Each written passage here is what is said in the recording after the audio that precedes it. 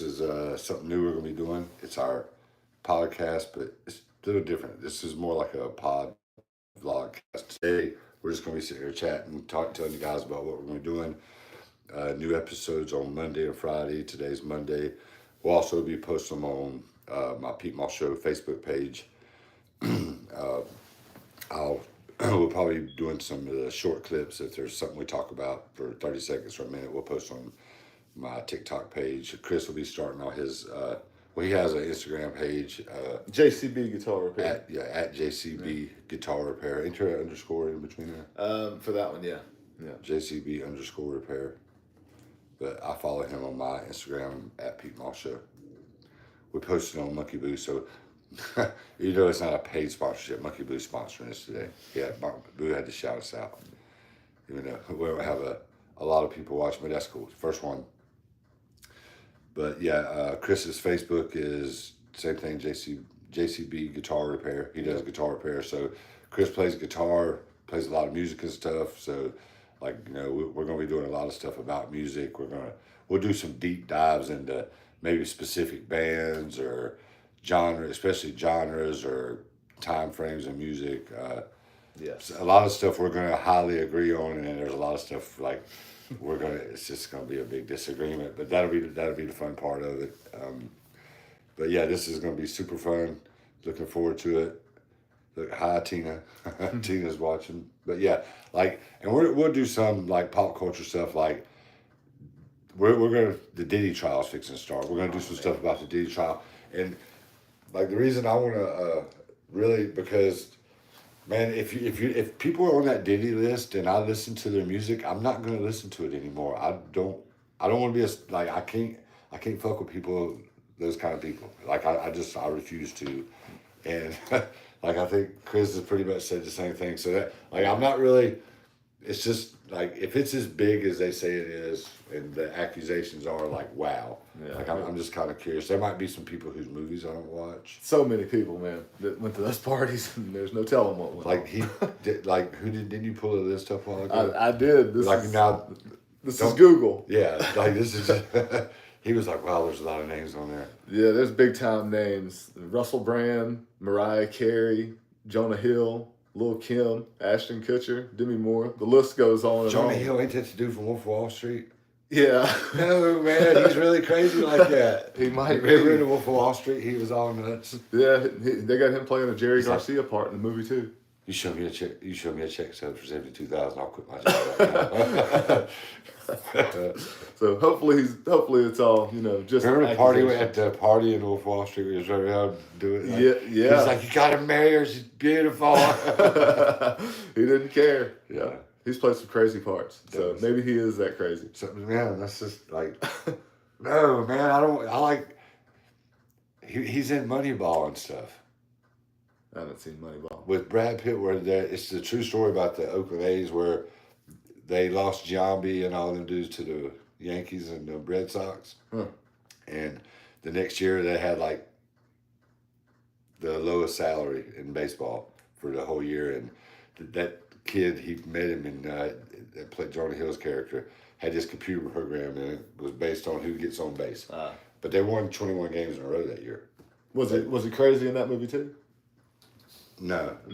What's that other movie where he's going to buy some smoke from those guys, and he's up there. He's in a bad area, and those guys are sitting there, them thugs, we'll call them. But then he goes, he ain't home, and he goes, oh, and he says something. He goes, where do you think he gets his stuff from? And he gives him that money.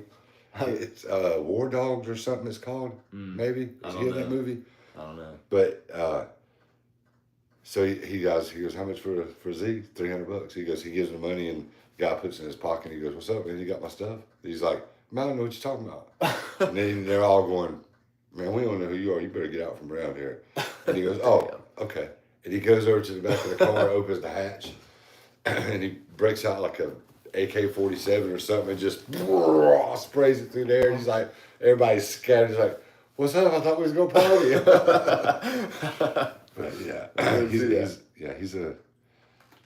was in when he dated Ice Cube's daughter, and it was one of the 21 Jump Street remakes. Remember Ice Cube found out that he was the one dating his daughter? He was mad. That was cool. Yeah. But yeah, Chris has been playing. Oh, we have we have telemarketer calls that we can do also. Oh yeah. There's something we're gonna be touching on the telemarketers. We're gonna put a stop to the telemarketer calls. Like we all get them. Everybody gets them. This like I have to have another phone because I get so many telemarketer calls. We should see how many we get through the podcast. I'm gonna go ahead and guess and say we get at least 5. Yeah, I've had two since we started today. But make sure you follow me on. A lot of you guys are coming over from Monkey Boo stuff. I know this is a little different than Monkey Boo. Every now and then we might have a monkey up here or doing something with us, but not always. And most of the time not. Yeah. But Mondays and Fridays, there'll be new episodes. This will be fun. We'll probably run like an hour and a half to 2 hours, depending on what we got to talk about, what we're doing, what's been going on that week. Never a dull moment at my house. So we always we got that going. Chris has got a couple of funny dogs too. We may have Luna and Bernie in here, just being a part of it. They're fun. I'm sure they've seen Bernie in action if they're coming over from the Boo page from whenever you've babysat. Yeah. You guys have seen Bernie and Luna hang out with us. Yeah. Bernie with the chirpy bark. So like a lot of these people have watched me before. I'm gonna let Chris kind of tell you a little about himself, like what he's into, what kind of music he likes, and we'll see. His favorite band is, I'm pretty sure, is Fish. Oh, it is. Like he actually wore a Fish shirt. Yeah. To boot. So we'll have to tag Fish that Chris was wearing a Fish shirt and see it. Man, those hippies don't have Instagram and stuff. That's sure they do, man. They probably have. There's some girl that's walking around like she's like, I totally ride the Fish. Hey, maybe so. Tell Trey and the band I said what's up. They have like I don't know. I know they're like they're kind of like the Grateful Dead, right? They're a jam band, very different than the Dead, but there'd be no Fish without the Dead, in my opinion. So has Fish ever had a number 1 or like a top 10 album? I don't think so. I think they had a song or two out in the '90s that was on the radio, but they've never had any hits that I know of. But if you go to any of their shows, they're always sold out and full of the most happy people you could possibly imagine. I bet so. Everybody's on hallucinogens. They'll get that. There's probably a lot of them that are. They're probably a lot. At a Fish show, yeah. But man, they've been around since like '83, so we're not gonna dive deep yet. But they've been around for a long time, so a lot of their fans are. You've been to a lot of Fish shows. I've been. For me, it's a lot. In the scheme of things, people would say I've only been to a few, but I've been to about 30 of them. On hallucinogenics ever? No, I don't do hallucinogenics in public ever. All right, so tell us about how Chris is a really good guitar player. He's been playing for a long time. He does like guitar repair for all the places around here, the shops and stuff. Yeah, I do. I've been guitar repair for like 7 years or so. Like, tell us about how you started playing guitar. What you got into it. Yeah. Oh man, I've been playing guitar since I was like 11 years old for like 30 years. One of my dad's friends started getting me to play. Coming from being a little shit whenever I was younger, so I started playing guitar. Got me out of trouble. And but my favorite stuff, I've always been like a huge Guns N' Roses fan. So that's another deep dive that I want to go down too. But rock and roll music, that's always been my stuff. And then like 2019 or 18, I think, is whenever I started listening to Fish. And but started working on guitars though like 7 years ago, just simply because I was a player. So if I went and cut a piece of wood out of my yard, you could take it home and make a guitar out of it. Yeah, more or less. That's pretty cool. Yeah. Like you could put everything, buy all the stuff and make it where it. Yeah. That's pretty cool. It takes a lot of work. It's a lot of work. I don't build them all the time. That's why I repair them. Don't you have one that you built? I do. I built hand-carved guitar. It's this nice, big, beautiful. It's an electric, but you can play it acoustic too. Yeah. It's what they call a jazz box. Playing like jazz style music, which I don't play. I kind of got talked into building one like that. It wasn't my first intention, but the guy was like, "Yeah, it's really cool. You can learn this and that, and learn how to, learn how to carve wood. He's like, this is a great thing and it's so much fun. And what it really was so expensive. It took so much time. I don't know. That sounds kind of tedious. That's like when I try to convince people to cut. Because we have a ton of grass out. I tell people that they should come over and cut grass. It's therapeutic. Yeah. Just ride and get lost in your thoughts. Put some music on if you want to. Just get lost in your thoughts and just cut grass. Yeah, he's tried to tell me this to come over and get some therapy time. But he still hadn't convinced me. So. Well, Tina, she don't like to admit it, but she has literally seen times. Like I'm one of those people. I excel in supervision. Like it's just what I'm good at. Like if you could take me to a place where a bunch of people work at, where everything's all messed up and they're not hitting their deadlines and stuff like that, I need to talk to the 2 or 3 people that kind of know or do know what's going on, and then I'll assess the situation. Then I'm gonna represent the workload out, and we're gonna get back on time. Even if it's like it could be like a manufacturing plant that I know absolutely nothing about. Like that's like I'm gonna put the right people in the right places in charge. Like that's what I do. I'll and Tina's seen where there's been a group of people doing something, and all of a sudden I'll step in and be like, yo, you do this and you do that, and once I start supervising, shit gets done. It just does. Like So what you're trying to say here is that I'm good at cutting grass, and that's why you keep offering me to come over and get some therapy time. That's what I got out of that. man, the thing about it is the reason I went many years without cutting grass. I never cut grass. I have always had somebody do my grass. Yeah. This is just too much. But because I cut so much grass when I was a kid, so I'm actually really good at it too, and I don't like that. I'll tell Tina, don't tell anybody I'm good at cutting. Like anything I'm good at. Well, hold on with the good at cutting grass. So, did you not wreck the lawnmower and flip the lawnmower over the first one time day? we lived here, I got a steep hill on the backside of our pool, and man, I don't know if I think I was just going too fast, but the brand new lawnmower, I flipped it over. I read the statistics on it, like, I'm lucky. People die doing that every year. Like, more people die from lawnmowers than sharks and bear attacks. What? No, sharks and alligators, I think it was. Really? And the crazy thing is I've literally been like 3 feet away from somebody in the ocean and seen my friend get bit by a tiger shark at Ponce Inlet and New Smyrna Beach. Will your Siri talk? Or your, like, watch this. This is where I grew up at. What is the most dangerous beach in the United States? Oh, wait a minute. What does that say, Chris? New Smyrna Beach, Florida. The deadliest Okay. beach in the United States. Okay, yeah. So that's where I grew up at the inlet where all the sharks are. That's where we surfed at Ponce Inlet.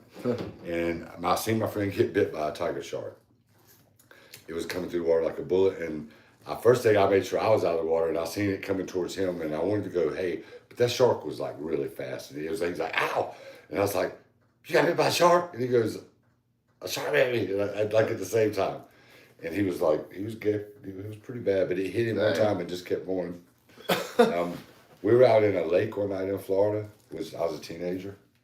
Oh man, this is way worse than that shark. This is so much worse. It was like at least a 9 or 10 foot gator, and this lake was way out in the woods. And we were out there. We had it was like two girls and 3 guys, and we had 2 big inner tubes. And I was the one that said, I was like, man, it's gonna be getting dark soon. This is not. I don't know about this. I was like, because we knew it was a pretty good sized lake, but we knew there was gators in there. Right. I was like, man, it's kind of getting dark. We need to, and they was like, yeah. And I said, for real, we need to, because we were like 100 yards from where you get out at, or so. And, So anyway, so the girls got up on the inner tube, we started, and all of a sudden one of those girls went, ah, and she screamed like some kind of horror flick. And I was like, what? And man, we looked over and like 15, 20 feet away from us, this freaking gator's eyes, and its eyes were like wider than my hand apart. That means that's a big alligator. And it was like, whoa. So my buddy was on one side, I was on the other side, and we let the girls stay on the inner tube, and the other guy was in the back. Well, I was like, look, just keep moving. I was like, and we were looking at it, and all of a sudden his head just went, bloop. Oh. And the water was really deep there in that lake where we were at out there, and so it went underwater, and it was like, and the guy in the back, me and my buddy, we were cool. We were just steady. I was just like, man, please, I don't want to get snatched by this alligator. Yeah. But the dude in the back was panicking a little bit at first. I was like, man, you need to chill out. You need to calm down, relax. Like, this is, yeah, I know this is scary. This is really, really scary. Yeah. But you need to chill. That would have been me. No, I gotta stay calm in those situations. So anyway, man, like, I don't know, 10, 15 seconds goes by, and it comes up the same distance on the other side of us. And the girl, she's on there, is like, calm down. Y'all got to stay calm. And here's, of course, the dude in the back, and my buddy, now the alligator's actually on the side, my buddy's on that side. And I was like, his name was Craig. I was like, Craig, you got to stay calm. I was like, bro, just stay calm. I was like, just relax, keep kicking. And the dude in the back was still panicking, and it went down again, come up on the other side of us, on my side again. By that time, that dude was, while it was under, he was like trying to, and I was like I finally, because we were probably halfway. We were making good progress. We were kicking, boy. Not about that. I had the Aquaman kick going. And I told him, I said, I was like, if you flip these, I said, you know what? You done pat. I said, I'm about to push you off. I was like, when we get to the bank, I am kicking your ass. Like, I am going to beat the brakes off you when we get up there. Because when we got up there to the shallow water, and when we all bailed out and run up to onto the thing, oh, you better believe he ran to his, because I was serious. I was mad. Because, man, like, you know what I'm saying? Like, his panic was putting everybody in jeopardy. I was getting, man, it was, like, I got chill bumps. Like, I got sunburned, I got chill bumps right now. Like, that shit was scary, I promise. Like, so I've encountered a shark, near alligator, really, and probably more than that, even in Florida, more than I even realized. But that time, like, we seen it. It was a big one. Yeah. And I flipped over on the lawnmower. But yeah, other than that, I'm really good at cutting grass. It looks phenomenal when I get done. Like, that's just me supervising myself. But it just goes to show that I'm really good at supervision. No. So if you guys ever like own your own business or anything like that, and things are not going the way, if you want to set up a phone call, we can line something up. I outsource my supervision. Like, I'll be glad to. Like, I would be glad to tell you how to do your job. Yeah. And delegate authority, as I like to say it. And look, I'm even wearing my South Park shirt today. Chris is wearing a fish shirt, and I thought it fitting the ladies, my eyes are up here, would be the first PeteMossShow episode. So we haven't done anything on this YouTube channel in a long time. Probably me and Squall in like 2013, 14, when he shaved his head. There's some pretty funny videos on there. Yeah. Me and Boo cut his hair first and then shaved his head, and Stubbs barbecue sauce made his hair grow back. I don't know if you have that video on here or not, but I'm pretty sure with you and Ty, whenever I'm pretty sure Ty cracked an egg on your head. You remember that? And then That happened more than once. Well, the one time that I'm thinking of is whenever you chased him back downstairs, and you got a handful of mayonnaise and you smothered it in his mouth. Yeah, he got me with mayonnaise really bad. I don't remember that. I put it on it was all over my face and in my hair and stuff. I was so mad. It got up my nose. I could taste it in the back of my throat and stuff. We used to do like ruthless pranks to each other. Yeah, we're not going to be doing stuff. Chris don't think we're going to be doing anything like that. No tournament Tuesday, bitch. We don't need any of that. I'm going to try to talk to him because his hair grows back really fast. Like, I think we should do something, some kind of way to encourage him, because he could cut his hair like a Phil Collins. He could shave it down. I have a picture somewhere, but we could shave it down like a Phil Collins, and he could rock that for a few days, for a couple episodes. Whew, that'd be tough. But we'll share the pictures. We'll put some pictures up. 'Cause I do have I cut the hair a while back. And I did get the fryer tuck there for a little, it wasn't but a few minutes, but we had some good laughs with it. I thought you were talking about other pictures. I was like, forget the pictures. No, Forget the not pictures. those. Forget the pictures. Forget it. Because I don't know how in the hell there's a picture that I was delusional when I let the picture be taken a few I don't know, years ago. It's been a long time. Yeah, it's been a while ago.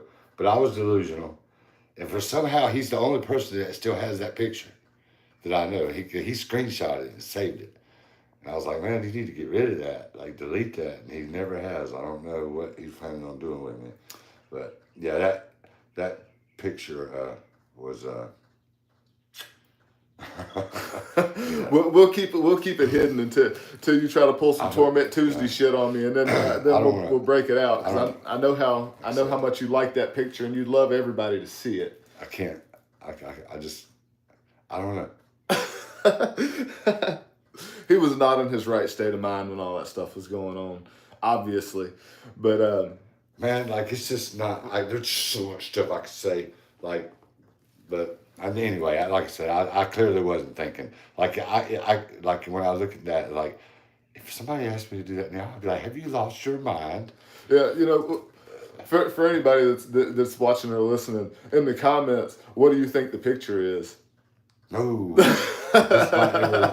let's not ever research that. Like, I don't need anybody going down the wormhole. It's not anywhere in public. I'm pretty sure. If it was probably deleted a long time ago. It had to be in public at one point because that's where I got it from. I mean, it wasn't nothing like that you would get in trouble or anything bad or anything like that. No. It was just like something stupid like, that Pete wouldn't do. Yeah, it was definitely not. It was definitely not a Pete kind of thing. That's for sure. And speaking of myself in third person, but yeah, I would never do that again. I wouldn't even do that with the monkeys. Hey, well, that might be a thing though. Nah, me and my monkeys are not putting on. What? What was it now? I just wow. Yeah. All right. Well, we'll see. Careful. Yeah, Careful there. Yeah, we'll see. But So, yeah. So like so we can get to know. You guys can pick up like. What are some of your like movies? Like if you have what's your go-to movies? Some of your go-to like all time. Like if you're scrolling through, you always stop and watch. For me, if I'm at, like even on cable TV, it doesn't matter. If Rocky's on, oh yeah, you have to stop and watch Rocky. Yeah, I'm a fan of Rocky. That's my, what a somewhat of a guilty pleasure, I guess. Sitting and watching on a weekend, watching all the Rocky movies, man. It doesn't get much better than that, dude. Rocky 1 or 2?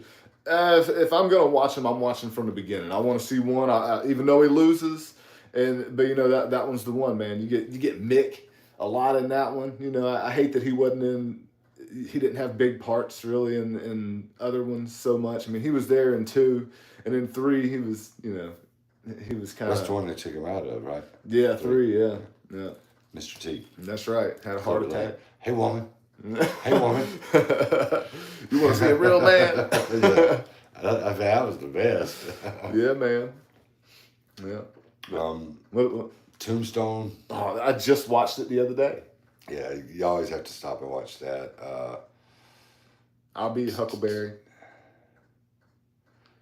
And that's what I do in the evening times. Whenever I'm home, it's typically just chill and watch a movie, watch TV shows. So I'm a sucker for the '80s stuff, man. '80s and '90s. That's me. Like Pretty in Pink, 16 Candles. I didn't say what you liked. I was talking about you said '80s movies. That's what I like.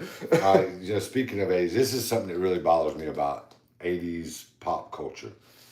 A lot of times, like there used to be a club in Charlotte, and they played '80s music. Can I say what it's called? The Breakfast Club? Yeah, it was called the Breakfast Club. Yeah. Ironically. Well, I never, when they would, a lot of times when people are summarizing the 80s, that Simple Minds song, that's the band, Don't You Forget About Me. Oh, yeah. Like, that song symbolizes the 80s. No, it don't. Kiss my ass, I grew up in the 80s. That song, that don't symbolize my 1980s. Does that make sense? I mean, I understand it, but when I was older. I'm like 10 years older than Chris. So I was a little older in the '80s. I literally grew up in the '80s. He was just you was, what year was you born? I was born in '83, dude. So you was just a boy. Like Just a boy. like no, you can't like nah for real like that. Like I hope people leave comments on that. Like what do you guys say about that? Like for real, like that. I know that was a popular movie, and it had had Emilio Estevez in it, and Molly Ringwald, and all those people. Whatever. The Classic. Philip Michael Thomas, was that his name? Yeah, I think the so. Guy, whatever. Yeah. He was in Weird Science and all that stuff. That's right. But '80s teen throb. Yeah, man, I remember in like 7th grade, or I think it was 7th grade. That movie War Games, man, it messed me up a little bit for a couple of days. Oh man, that's a good movie. That was back when Reagan was president and stuff. It was like, man, we're going to take us to DEFCON 1. I'll piss on a spark plug and solve this problem, whatever. Like, that was a good movie, but I was like, man, like, don't be messing around with Joshua, man. Y'all stop. I remember thinking that going, if you wouldn't have been messing with that stuff to start with, this wouldn't have happened. That's it. Like, but for your what's your '80s iconic music? What describes that? Music changed in the '80s, so you got the second, what I would call the second or third wave of English, which would be like even somebody that's still around, Depeche Mode. They come out in the '80s. They were around in the '80s, mid to late '80s. Oingo Boingo.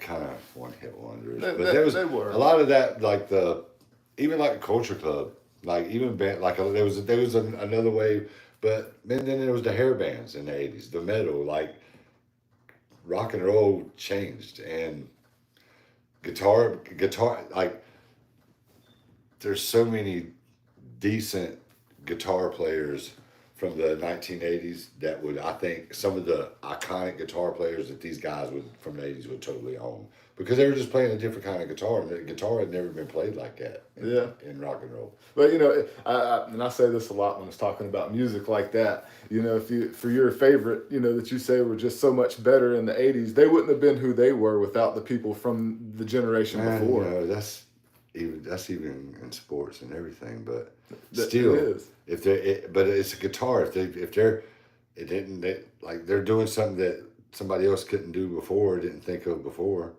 But then when you move on later into the a couple of centuries later, and then people are going back to play in the style that was popular in the '70s. So it all repeats itself anyways. Who's the best guitar? Who do you think is the best ever?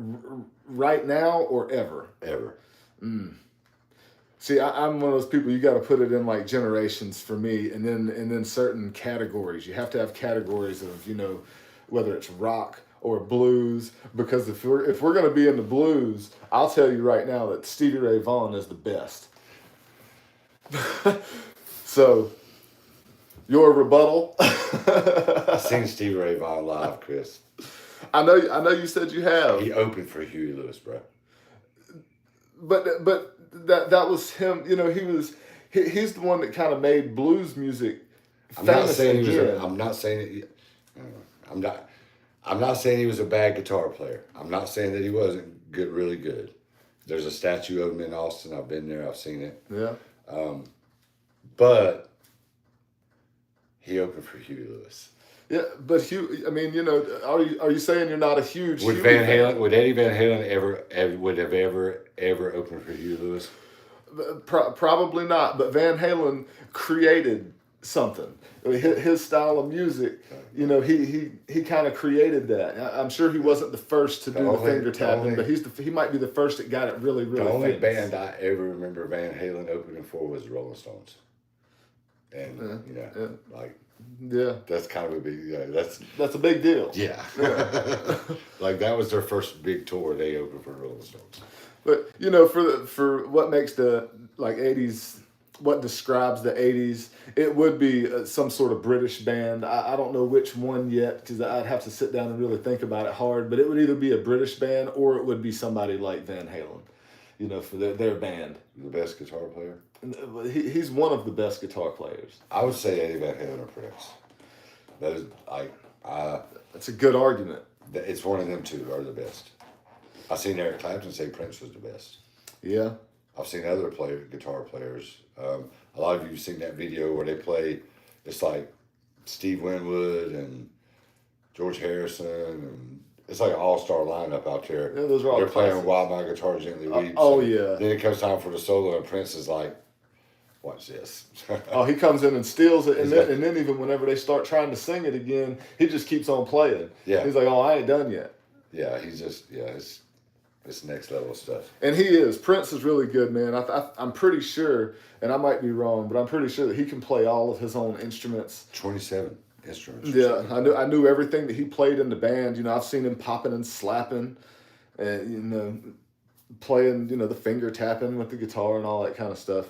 But when it comes to just my all-time favorite guitar player, though, for me, it's Fish's guitar player, Trey Anastasio, and I think he's the best. And I was a big Jerry Garcia fan before that, and I still am. But I think that I think that he's better. You're probably as good as those guys. I just don't think they're that good. But you know, you gotta kind of think. You know, could Eddie Van Halen play? Yes. In the band with Fish, and could Fish, you know, their guitar player, play in the band with Eddie Van Halen? He'd get bored, but yeah, he could play. He could play it like. He'd have a cigarette the whole time hanging out his mouth. Now he would have had that because he can play his style with that like that. But yeah, I absolutely. But could their guitar player play Eddie Van Halen stuff? Oh, he can. He can play that kind of stuff. Trey was I'm almost positive that he was a metal fan. You know, metal guitar playing, and they started their band in '83. So you know, well, they probably play some rock then. Yeah, if you go, I mean, I know you're not a real big Fish fan, and that's all right. But I don't like groupie stuff. But you can go back and listen to their stuff from the early '80s. You know, they have some tapes out there. You know, it's media that you can go listen to, and his playing was a lot different than it is now. You know, he was doing a lot of shredding. Maybe not finger tap stuff, but the shredding, yeah, he was definitely doing some of that. Are they the best live show you've ever seen? Absolutely, hands down. Fish, and then they have their fifth member they call CK5. He's the guy that runs their lights. And I'm pretty sure that he actually invented the way that some of these lights move. And now, if Eddie Van Halen could have had him back in the day doing their lights and their light show, that would have made, you know, just a huge difference. I've seen a lot of live shows. A lot. I've never seen Fish. I don't know if I ever had an opportunity. I even passed up on. I had a chance to go to the Kurt Cobain and Nirvana Unplugged, and I was like, nah, I don't want to go. I don't even like them, and I didn't go. Damn. Well, I literally turned it down. That sucks. Free trip to New York and everything. I just didn't want to go. Yeah. Like, looking back, I'm still not a Nirvana fan. We'll talk about them. Oh, but, man, really? I didn't know you weren't a Nirvana fan. Nah, they're so overrated. Man, they were from the '90s. One album. From the '90s, they're one of my favorites. You know, I hate what happened to them if that didn't happen or not. Oh man, yeah, we're gonna have to get into that at another time, I guess. That's gonna be good stuff. I'm a huge Nirvana fan. They had one album. Come on, man. They had at least two albums, maybe 3 albums out before that one came out. You're talking about Nevermind with the naked little kid on the there. one that had their hits on it. Yeah, that Smells Like Teen Spirit and all that stuff. Yeah, that was Nevermind. But they had I'm pretty sure it was 2 albums before that one. And they were, you know, they weren't great, but they were pretty good. So, but like as far as live, like man, I don't know if you remember way back when MTV used to just play music and stuff, and Spring Break started. That started in Daytona. Yeah. Like a year maybe before I got my driver's license. I remember the day I got my driver's license was the first day of Spring Break. I didn't go to school. My mom knew I wasn't going to school. She's like, "Let me guess, y'all are going." I was like, "Oh yeah, they're waiting on me." See you later. They were doing, you know, they would do live shows all throughout the day. So I got to see a lot of acts. I seen most of the hair bands. The best 2 or 3, however many times concerts I live actual, man, I've seen Van Halen, I've seen Van Hagar, I've seen Guns N' Roses, I've seen. Hold on, before we keep going, who was your favorite out of Van Halen or Van Hagar. I seen, well, the live show with Sammy Hagar was probably better because they had more songs then too. Yeah.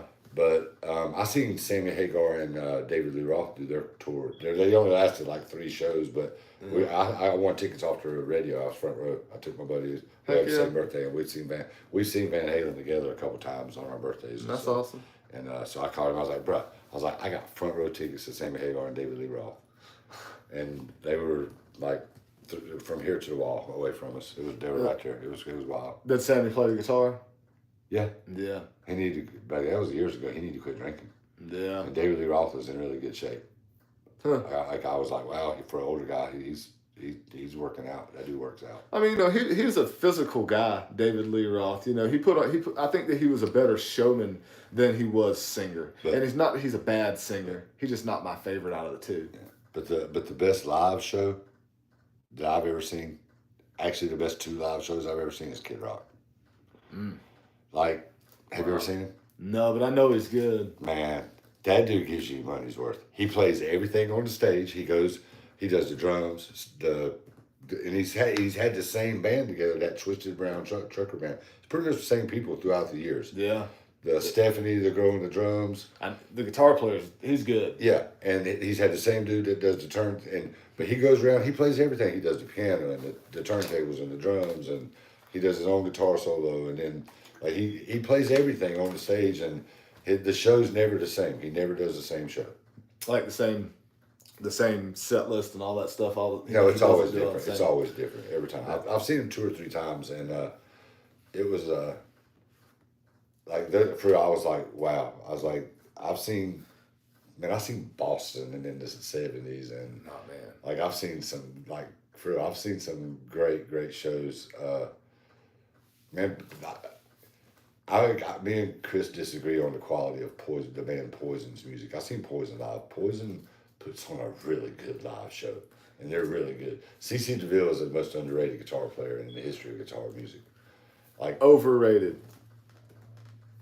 CC, he's Overrated? good. He's overrated. he don't get the credit. He's top 10 or Man, you think he's the top 10? better than Jimmy Page. Man, well, at least for the next time, or maybe the one after that, we're gonna have to do a top. That to it in the time. Yeah, we're gonna have to go over a top 10 music list because John Poison? Jimmy Page is still around, right? Jimmy Page. Yeah, he's still alive. Man, set him and CC up at the crossroads and see what happens. Like in the movie with Ralph Macchio, Crossroads, where they do a guitar battle. I mean, He's gonna. Man, Jimmy Page, right? Jimmy's 100 years old. No offense, Jimmy, if you happen to check us out. It's not boxing at 100, like muscle memory. He should still be able to play. No, man, your fingers slow down as you get older, man. Playing guitar, you can't continue to play. I mean, Eddie did, but Eddie only made it to what? He was he 60? Did he make it till he was 60? Eddie? Eddie Van Halen. Yeah, he was like 61 or something when he passed away. So he was a freak of nature. I think he was getting better and better. But I mean, even Steve Vai, I saw a thing with him. It was him doing like a guitar work show thing where he was showing off on guitar, and he had a kid come up, and they were what guitar players call cutting heads. That's when they're going back and forth playing solos at each other, and that kid hit off on something where Steve Vai was like, hey. He's like, come on now. He's like, you gonna do that on me? And he got done like Ralph Macchio. He did. I don't know if you guys have ever seen that movie Crossroads. It's got the Karate Kid dude, Ralph Macchio, and Steve Vai. He's actually a real guitar player. He played. He was the guitar player for Whitesnake. Yeah.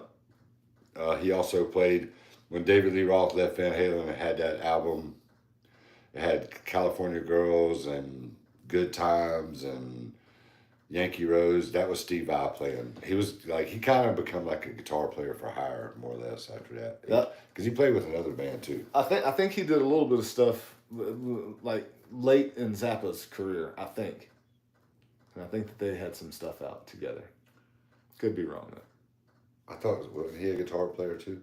Yeah, Frank Zappa. Yeah, he did like crazy stuff for their time. For some reason, like as much as I know about music, I just don't know Frank Zappa's music. Most Like, people if don't. it It's was weird. playing, I would probably wouldn't even recognize it. It's strange music. You know, I'm a rhythmic guy. You know, I like stuff that's in like a regular, you know, a 4/4 time. I don't like real crazy off beats. At least I don't like to play crazy I totally know off what beats. that means. I totally know what a 4/4 time means. You know, it's your typical rock and roll song. You know, your typical blues songs are all like 4/4 times. Uh, that's the kind of stuff that I like. Stuff that you can sit there and, you know, bob your head to, and the weird time stuff kind of throw me off. Like repetitive kind of. I mean, I like repetitive Sets of type four. things. It's four things that's repetitive. Right? Yeah, pretty much. Yeah. Okay. Yeah, kind of makes a little bit of sense. Yeah. Well, you know, if you don't understand. But I've never. I got a guitar, acoustic guitar, and I've never played before. I don't know how to play. I don't know any chords or anything like that. And I go to sit down to, like, the first song is that I want to learn how to play was Night Blues by Bob Seger at the beginning of it. And I'm pretty sure, like, I watched like 2 or 3 videos, and like the second video, the guy was like, if you're just learning to play guitar, you can't play this song yet. You need to go watch this video, and then this video, and then this video. Yeah. And then come back and maybe think about trying this. He literally said, like, if you're just starting out to play and you're trying to play this, he goes, you're not going to be able to. You need to go watch some other videos to learn how to get to this level. Yeah, it's like you got to crawl before the I wall. was mad. I was like, don't tell me what to do. I was like, just show me how to play it. Well, you know, and a lot of things you can learn like that, but a guitar is not one of those things unless you're like 10 years old. You know, the young people, you tell them something and they can just repeat what you just did.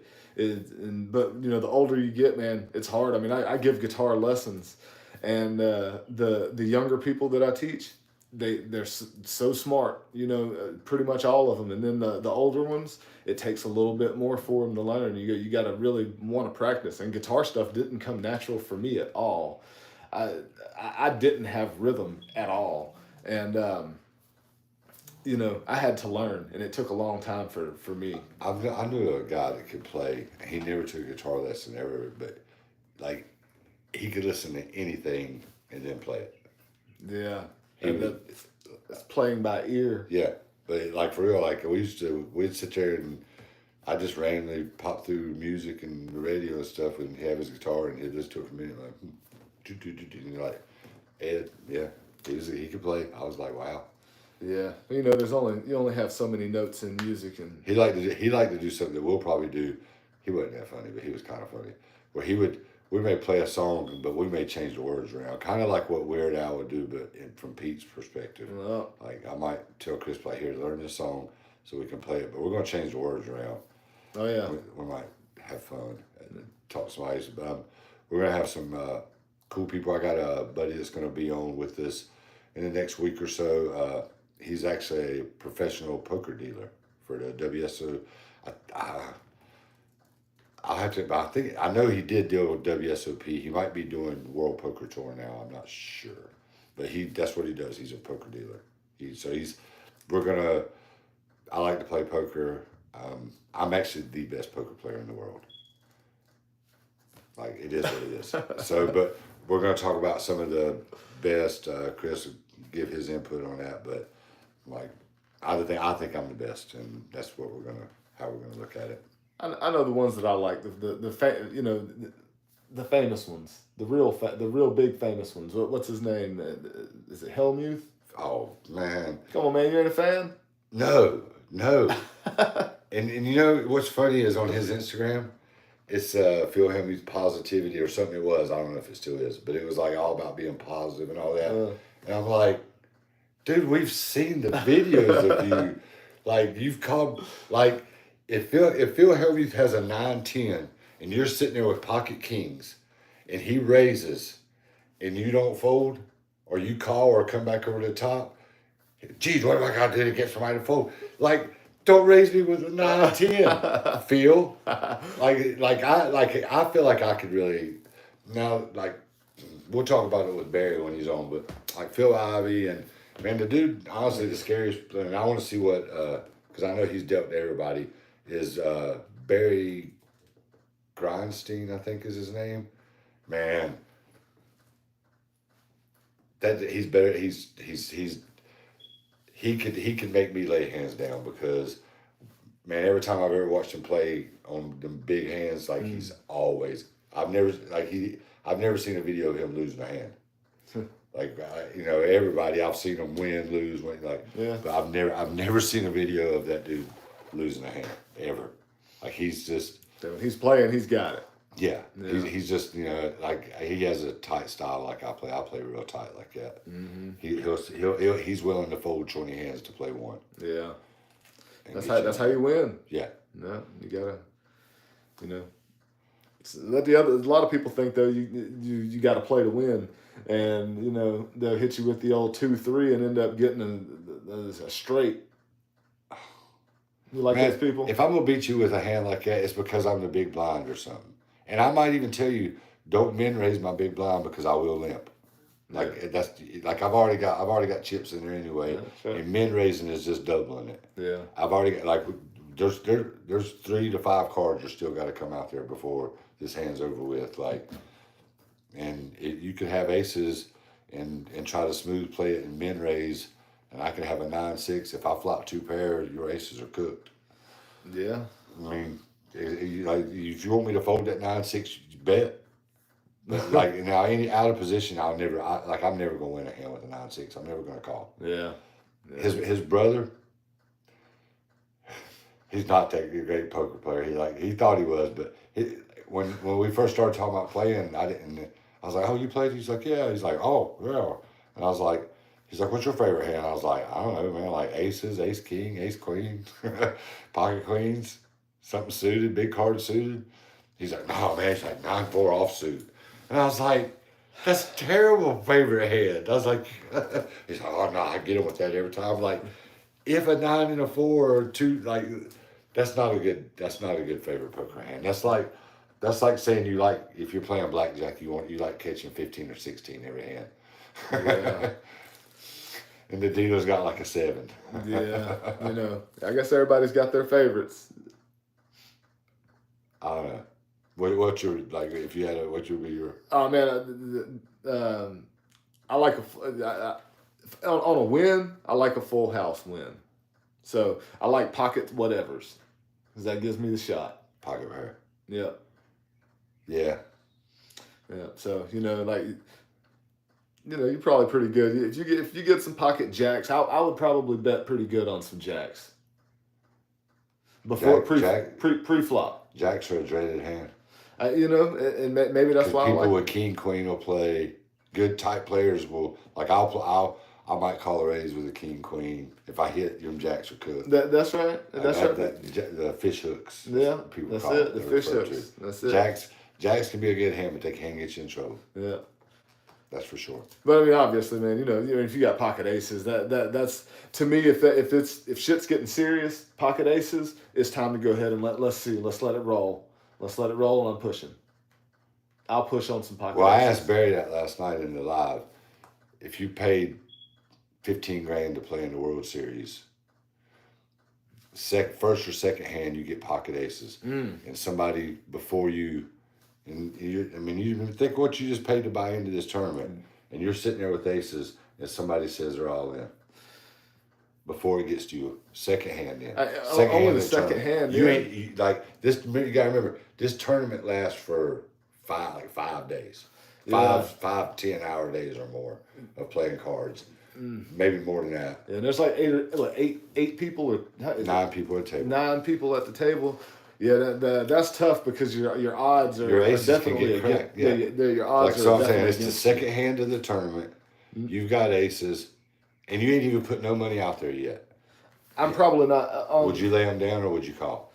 Barry said you call every time. Yeah. Oh God, man! He said to call first or second hand. You're supposed to. You have aces. Man, there's 9 people at the table though. I guess that goes the same for them. Whatever they have, they have the same odds, I guess, or close to it probably. I don't know, man. I don't know if I'd go all in on the second hand. That'd be tough. I probably would, but I don't know if I would for sure. I think I would fold it, and I would hope that I was at the end of it, because you know what I would do? I would show that I was folding aces. Yeah. And I'd be like, I'm in it for the long run. You're not sucking out on me. Yeah. And you think about it, for the first day while I'm playing at that table with those people, from that point on, anytime I make a move, I'm taking pots down. Yeah. They're gonna be like, this dude he folded aces. Yeah, and that's a good strategy too. To me, especially if I can show it, be like, I'm willing to lay this down because I'm not here to. I don't have to win this tournament in one hand. I'm going to grind this thing out for the next 5 days. Yeah, and that's a good strategy to have. But that's still a tough call either way, with pocket aces. But I'll be curious to talk to your buddy there, the dealer, and get his opinion on stuff like that. Because if he says you always call, man, that's a hefty call. I mean, it's a big win if you get it. Man, I got beat in a big online tournament on 4th of July one year. It was $10,000 for first place, and we were in the money. No, we were one spot from the money. There was 13 people left in the tournament, and me and this dude were like probably 15 times ahead of third place in chips. So we were real close together. Yeah. We were in first and second. Third place was so far behind us. And we were just big and small blind. And we've been playing for a while. It was like 100-something people. We were down to just about to be at 2 tables. And I had aces. And he raised big, and I re-raised, and he re-raised. And I pushed all in, and he called. And we both had aces. And he drew out 4 diamonds and made a flush. Oh no! And so he literally had 30 times more chips than anybody in the tournament. And I went back and looked later because I was sick to my stomach. And when I went, like, that dude come in like 8th place. Man, I could have played in my sleep and folded to 3rd place. Yeah. Which was paying pretty good, but it was like 10 grand for first place. And man, if I'd had that kind of chip lead, I would have bullied everybody out of their chips. Oh yeah, like, it would have been. That's what you do. I'd have been a wrecking with that big of a lead. Like, I can afford to lose a couple hands. That's right. That's right. Yeah, I was sick. You might lose a couple, but aces you're gonna win against some. aces, and I lost to a flush. That's why I'm not afraid to lay aces down. Aces get beat sometimes. Oh, they do. But yeah, we'll have to debate that with Barry because, like, that's what to him I'll be like, as a dealer, how many times have you seen aces get cracked? Shit, I bet a lot now. Yeah, probably half the time. Yeah, that's probably right because I imagine that that's pretty much your odds. For something's going to hit, it's going to be half the time. Oh yeah. So it makes sense if that's probably what it is. But what hurts is having like pocket aces, and then you get somebody with like a 2-3 that comes in there and hits their straight. Those are the ones that hurt. Especially if you catch your ace too, and they're like an ace. They get ace deuce 5 or whatever. No, yeah. Or ace, that's happened. I hit a straight with a 6-8 one time at a cash game around here, a big cash game. Yeah, you were I was big blind, and dude had pocket 9s, dude had pocket queens, and I had 6-8. I flopped a straight. One dude flopped trip 9s, and he bet, and the dude with pocket queens bet. I just called, but they were betting like pretty big, and I was like, I called. I was like, there's more money out there, and freaking dude hit a queen on the turn, so I had trip 9s, trip queens, and I had a straight, and I was big blind, and there was a guy sitting at the table who's a really good player. He wasn't in the hand, and on the end they ended up. It was like $400. And by then I was like, I'm all in. I call. and the dude was like, he's like, y'all should have raised more pre-flop. He goes, y'all let Pete catch straight. Yeah. And I was like, damn right. Yeah. And they flipped their cards up. Trip 9s, trip queens. Yeah, then it's hard to fold. It's hard to fold trip. It's like, how'd you call? I was like, because it was $10, it's $5 and $10 blinds. I was like, there was $50 in the pot, and it was going to cost me $10 more to call. Yeah. I said, let's see the first 3 cards and see what happens. That's right. For $10 more. I was like I'll buy a scratch off for $10. So but yeah, like I said, but I was in the big blind. He had pocket queens. That was a big game. He should have raised it like $100. then I would have Yeah, folded. I yeah. would have never caught that straight. But for Yeah. 10 more, like I'm not going to call for $100, but for $10, yes. Oh yeah. Let's. I mean, when you're already in, Yeah, you know, for so much, yeah. that's for sure. But yeah, that'd be cool talking with him here. I'm sure that he's got some crazy stories. You know, I'm sure that Yeah. if he was on the World Series thing, then he's met some of the big ones. Oh yeah, and he's dealt all over, like down in Biloxi and the places in Mississippi down there, Oh and yeah. Vegas and California. He's dealt all over. I bet he's got some good stories. Yeah, yeah. That's why I thought it'd be cool to have him on. And I'm if we have to, I'll arrange a game where we do it live while we're live. I'll put the laptop right here while I do this and play Barry. You have to tell me. You can tell him I said this while we're doing this, and I'm talking and focusing on this. I can play him heads up right here on Poker Stars and beat him. It is what it is, Barry. That sounds like a challenge. Yeah, well, yeah, definitely. All right. Well, then I played one of our friends the other night, and I let her win because I know she's gonna be like, "Let's play for 25," or "Let's play." I'm like, "All right," like I set her up for the hustle. and so what'd you lose on the hustle? Nothing. I ain't lost nothing. Oh, so that was just a free game. Yeah. Oh, okay. I'm letting her. She's got confidence. So. All right. Like I'm not gonna. We're friends. I'm not gonna like beat her out with a bunch of money. But like I told Tina, I was like, yeah. It's like I let Christina win at cards last night. Yeah. Well, you take a 20 from her. Did she beat you? I was like, no, she didn't beat me. I was like, I let her win. I was like, she just seen some of the hands I folded. And I was like, but when she wants to play for like 20 or maybe she has to deliver our laundry. So because now we get these. I have 3 monkeys. We do a lot of laundry, but we can get for like $15 a piece. It's 5 gallons a game. All right. So for like $45, you get 15 gallons of God laundry. dang, yeah. man. For what it costs to buy a couple bottles at the grocery store, you can get 3 5-gallon buckets of it. And it's not no knockoff or anything. It's the real deal. It's like 5-gallon bucket of paint. Sound like you can hook a brother up. That's cheap. Man, I can't hook nobody up. I got a lot of laundry. Monkey blankets are real. It's real. That's true. I have 3 big blankets and 6 to 9 little blankets every day. That has to be washed for every day. Yeah, y'all wasting the hell out of some water. Man, it's my water to come out the ground. We got a well. I'm not. I don't know. Like with water, am I a conservationist? Is that what the word is? Am I one of those? Man, I don't like seeing nobody do nothing that messes stuff up like purpose. Like, but I mean, you have a pool out there, you know.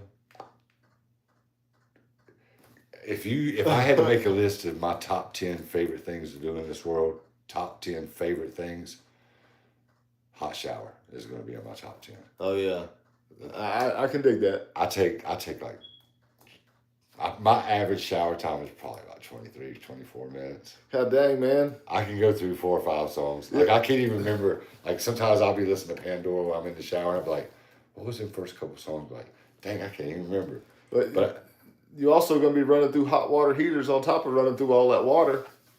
Man, have you seen the size of the hot water heater? It probably costs like $5,000 a month to run that water. It's really big. Like I've never one time if we've been doing like a lot of laundry, a couple of times I've kind of got low on it, but I've never run out. And I'm telling you, like I go like wherever I live at, that's as important as my bed being and my bedroom being comfortable, somewhere I feel comfortable sleeping is my shower and bathroom. And you know what, it weirds me out. Even like after Ty got to be grown and stuff, I don't like another man in my shower. I don't blame you. It's just like fuck that. Like use the guest shower. What you think they're doing in there? There's no telling. They might. Man, my son openly will tell you like that he pees in the shower. Straight gross, man. Oh my God. Eve knows that he does it. I'm sure he don't hide it. He don't deny it. We're gonna have Ty. Well, we're definitely gonna have Ty over one day. Let him be a part of this. And like, because there's a lot of people that's been watching my son as long as they've been watching us, if not longer. Yeah. The monkeys and everybody, but yeah, he's a I'm. It's just gross, man. Like, cause I brush my teeth in the shower. I ain't the only time I brush my teeth, but I brush my teeth in the shower. I shave in the shower. Like, do everything in the shower. Yeah, like that's where that's my me time. That's like it helps my back. Time. Yeah, it helps my back. I come up with some of my best ideas. Sometimes I don't remember them. I need somebody to come sit outside, sit there while I'm taking a shower, and as I'm thinking of stuff on the shower, like write this down as I say it. Get you one of those old school tape recorders from the '80s that can outlast anything, where you got to push the play and record button at the same time. Just put it in there while you're taking your shower. That way, whenever you got something to say, you just record it. If I run out of cassette tapes, I can get an old Led Zeppelin tape and put two little pieces of cassette and put two little pieces of paper in them holes. I remember that. I can record over to Led Zeppelin. That's right. That's old school right there. Yeah. That's funny. You're gonna piss somebody off with the talking bad about Zeppelin, letting the lead out. We'll like I said, we'll do a music dive. Yeah. There's some. What else is going on in the world right now? Oh, some of you guys have probably heard. Most people know who Shannon Sharp is, even with our audience. What do you guys think about that? I think Unc, as he goes by, Unc should be messing around with that young girl, and a lot of women would go, "Oh, you do the same thing." Man, he's only a couple years older than me. That girl's 19. She's like 29 at the time. She was 19 years old. Man, and I can't speak for other men. I really can't. I have a daughter. My daughter's 28 years old. If my daughter's 19, there's no way that I would be interested in a 19-year-old girl. What the fuck would we have in common? Nothing. Like, we don't listen to the same music, I assure you. Like, maybe something that her dad listened to when she was a little kid or something. There might be, like, one song that we both know or something. But my dad used to play this for me. Yeah, all the you know time. what I'm saying? That's just weird. And very weird. And I have a daughter, so, like, man, that's somebody's like, no, man. I mean, I'm not, like I said, I'm about 10 years younger than you, and 19 is still that, man. That's a little young, man. I mean, I'm not saying that, but she was of age. I'm not saying that he's guilty or Oh yeah, like for sure. I think it's definitely there's a money grab going on there, like obviously. So, but now you say there's a money grab going on there, but what's your thoughts on the Deshaun Watson thing? How you feel about that? Because it's the same attorney that Shannon Sharp, the girl that is representing the case against Shannon Sharp. Mm-hmm. It's the same attorney that represented all the girls. Like, what is that attorney's name? Man, he does not have a great reputation. Well, but so do you think he's running for political office in Houston? There. Oh man, what is that dude's name? I don't know his name, but for Shannon Sharp. So do you think has he already offered her some money? I think, like a settlement. Did they try to settle yet? I think they offered to settle. No, if I heard right, Shannon Sharp offered her $10 million to settle, and she's like, "Nah, I want more than that." Man, I mean that's a lot. But I don't got a bunch of money. But if you didn't do that wrong, why would you offer $10 million? Yeah, I have to. Like, I ain't saying he did something wrong, but. Yeah, so, I wouldn't give you $10 if I didn't do that wrong. I'd be like, nah, take that shit to trial. Yeah. I like Shannon Sharp, but I mean, I remember whenever all the Deshaun Watson stuff was going on, and Shannon was on there with Skip, and he was talking mad shit, about Deshaun. What are you doing with these different masseuses? He's like, what I do whenever I want a masseuse and I'm out of town, away from home. He's like, I leave the door open and I get one of my buddies that has used that masseuse. He said, to get a good, one with a good rap. About that. And he's like, I leave the door open, but I mean, he sure didn't leave his phone off in that one video that came out on what was it, like Instagram or something like that? It's too hard to go live on Instagram. Like that was and I don't know why I did it because I don't know if you guys like Shannon Sharp on his podcast. the Club Shay Shay, the one that Cat Williams was on, that one episode of Club Shay Shay with Cat Williams, I heard Shannon Sharp say it. He made more money off that episode with Cat Williams than he ever made for one full year of playing in the NFL. Wow. And even at the end of his career, when he played for Baltimore, he was probably making $8 or $9 million a year. So he made over $8 or $9 million off of that video, that one video. Wow. Yeah. Well, I mean, but I'll be curious to see how all that works out, how all that plays out here in the next few weeks or so. 'Cause, I mean, I would like to believe that he didn't do anything, anything dirty or whatever he was into. I mean, he didn't like rape her or anything, did he? Man, he's off ESPN till preseason football starts. Oh man. And he does, even from when he was with Skip Bayless, he did a lot of the Lakers stuff. He's a Lakers fan. He was one of the voices for the Lakers. Yeah. But they're about Lakers. I don't know. You don't follow basketball. First round, they're playing Minnesota. They're down 3-1. Oh. Yeah. It ain't looking good. And so, how many they got to lose? If If they lose one, they're out. They got to win 3 in a row against Minnesota. Oh, they got to win 3 in a row. Yeah, they're down 3-1. Ooh, that's gonna be tough. Yeah. Yeah. Minnesota's really good. That's the thing about the NBA. There's some really good young teams. Yeah. Oklahoma City's they're and Cleveland's really good. LeBron just left Cleveland 6-7 years ago when he went to the Lakers. Yeah, it's been a while. He won a championship in the bubble during COVID. Half the teams didn't even want to be there. Yeah. Yeah. And they still barely got that. around Miami, and Golden State's got Jimmy Butler now. The NBA had to do that to save face. Their viewership's so bad. And the Lakers was about not to make playoffs. Steph Curry was about not to be in the playoffs. Yeah. And that's why the Luka trade to the Lakers. Why would the Mavericks were, you don't follow basketball much. They were in the finals last year. The Mavericks were. They have he's 25 years old. Luka been playing pro ball since he was 14 from Europe. Face of the franchise. Right. Why in the hell would you trade him? And where'd they trade him to? The Lakers. Oh, they traded for him to Anthony Davis, who is a really good big man, but he misses a half the year most of the time. Well, the Dallas Mavericks, Mark Cuban don't own it anymore. Somebody else does. Well, they're wanting the American Airlines arenas where they play their games. They're wanting to build a new arena. Okay. With a casino and stuff attached to it. And how about I'm that? telling you, the NBA was like, look here. We all make this money collectively. Like each team makes their own money, but we do have our money we make. It's good business if LeBron and the Lakers are in the playoffs.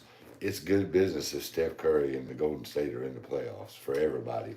Why don't you trade Luka to the Lakers? Because as soon as they did, they got good. And as soon as Jimmy Butler got to Golden State, they got good. The viewership went up, and they probably said, look, you're gonna need this and this to do this casino attached to your basketball arena and stuff. Yeah. Like we can scratch your back, but you got to do you got to take one for the league. Yeah. Take one for the team. Yeah. Collectively. Like I really think that's what happened. Yeah.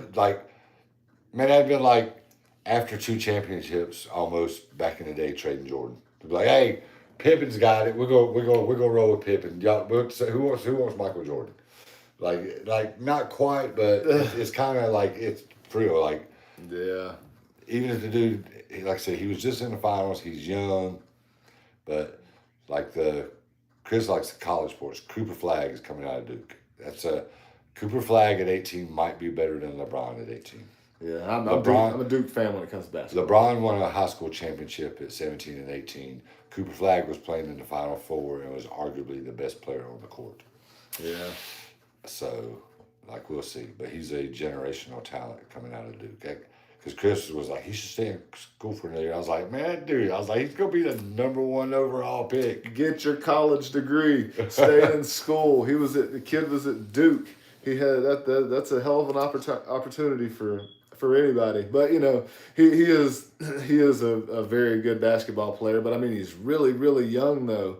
And, you know, I know Pete's talking about, you know, well, you don't want to go and get hurt, you know, your second year in college, and that could mess up your NBA future. But, you know, he's so young that, I mean, you know, I don't want to knock on some wood. I don't want to jinx the kid or anything, but, you know, he's so young that the chances of him getting hurt are probably slim. And, you know, he could have stayed in college and been able to win that championship. Is that, you know, maybe Duke could have did it this next year. It just wasn't their thing. He is going to be, no matter who gets it, he's going to be the number one pick in the draft. Yeah, you got to go. He made enough money on NIL money last year. He can go to Duke for 20 years. I guess you're right about that.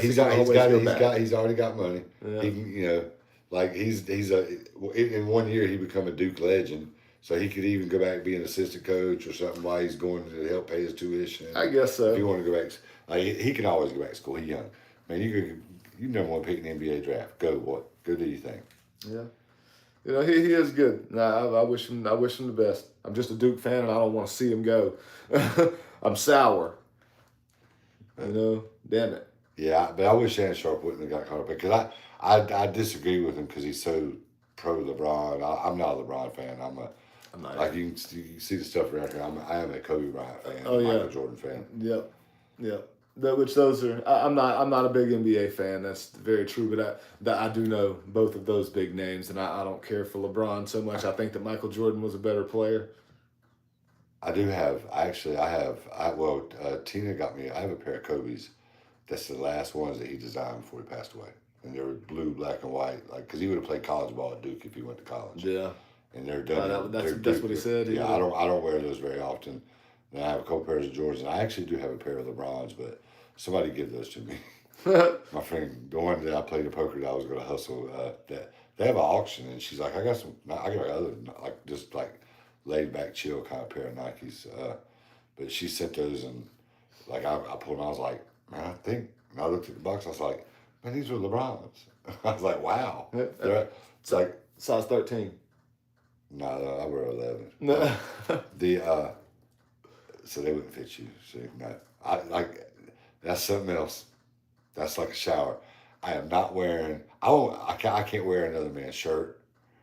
Shoes, absolutely not. Like are you talking about a clean shirt? Not even a clean shirt. It's like if you went to you were out somewhere, and your buddy had a change of clothes in the car that would fit you.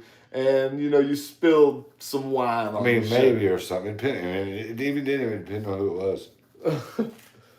I'd be like, did you wear it already? Well, hold on. Are you one of those people too that, like, if you go over to somebody's house for breakfast, are you weird about eating people's eggs or drinking people's milk out of their house?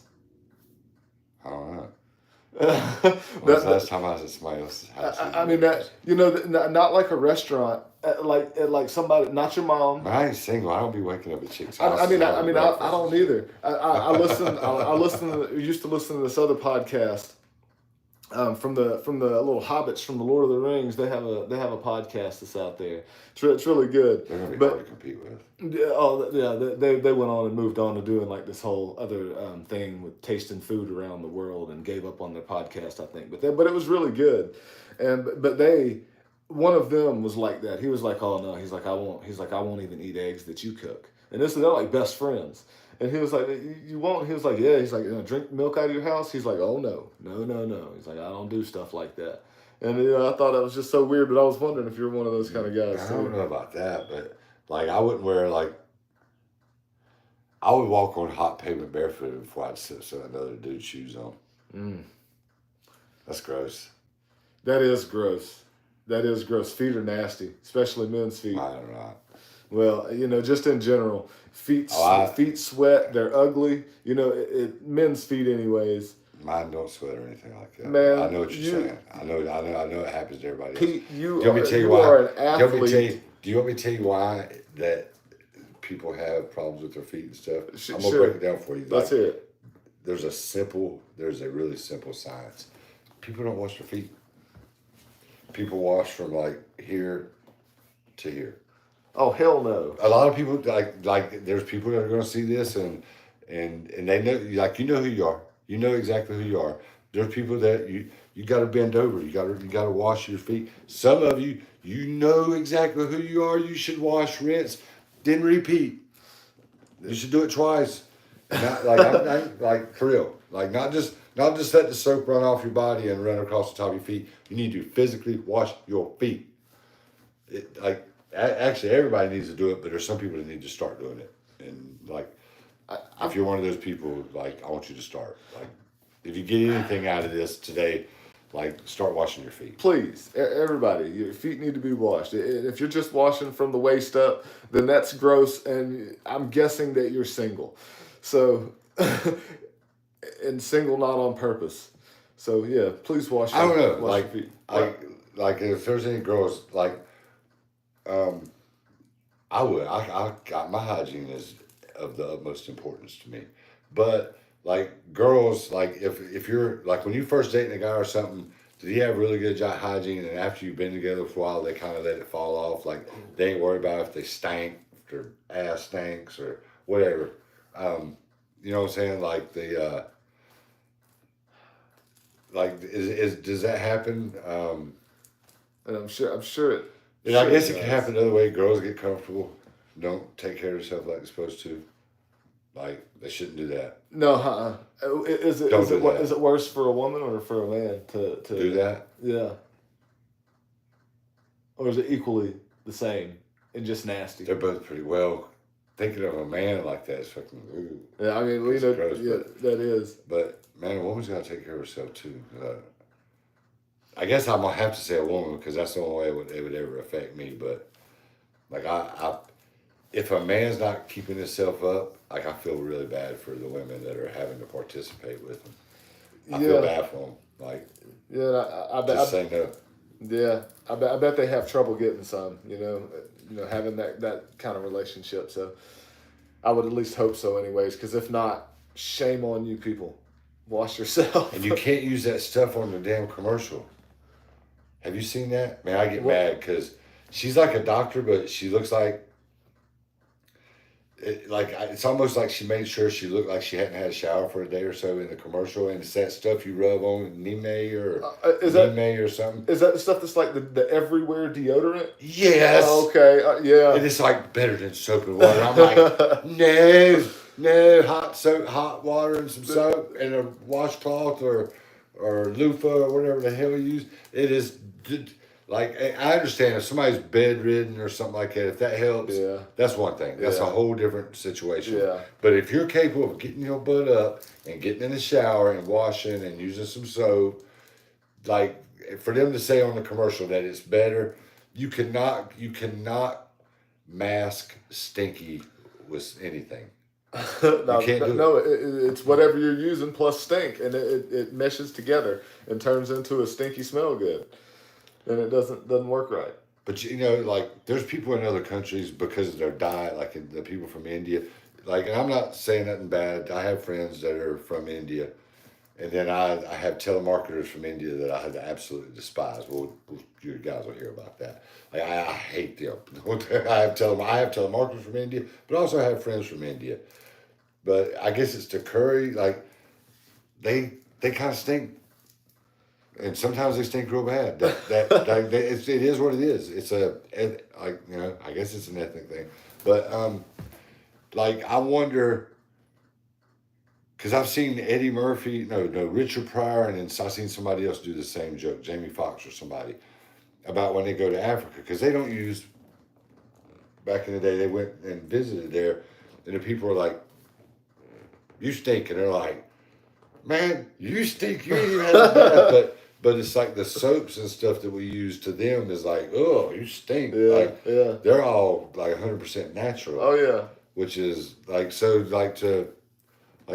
we like, man, I would hate to think, and I'm paranoid about it. I have monkeys and stuff, and like my monkeys usually smell good, but I mean sometimes they have to have a bath and stuff. I don't ever want to walk around smelling like a capuchin monkey. That's like a fear of mine. Well, that's why we live in a civilized land where we have, running water to our houses, and we do have things like shampoo and soap. So, we get to smell good, but I could understand it, I guess. They go over there and we smelling like flowers and whatever else that we use, and they would rather smell like monkeys. It makes me mad when I'm out somewhere and somebody offends my nostrils. It pisses me off. Like it's especially if it's not called for. It's like, man. But, some people sweat more than others, and what you gonna do? It's hardworking people out there. If they'd wash before they leave for work and put deodorant on, it'd help out. I'm just saying. I mean, it probably would help out a little bit. Yeah, the ones that go out there and know that they're profuse sweaters, and that those people should be a little more conscious of it. And hey, I'm gonna wear some. Man, like if I go and play basketball, if I'm playing full court basketball, man, I sweat like Kevin Garnett. I don't know if you know who Kevin Garnett is. His basketball, big tall ball. Like yeah. you just see all. Like I sweat as much as he does when I'm playing basketball, but I don't stink. Well, yeah, I mean, you're not the guy out there. You don't get there like on the movie Along Came Polly, the guy that's got his shirt off playing basketball. He's real hairy, and then he just slides his whole his whole chest hair down Ben Stiller's face. Yeah. And his mouth was open and stuff, man. That was gross. Yeah, Tyler took a video of me and him playing basketball in the driveway one day, and he mixed it with that. And I'm shooting, he's going, "Make it rain!" Like, God, Philip Seymour Hoffman. Yeah. I was like, boy, that's hilarious. How'd he do? Can he play? Ty? Yeah.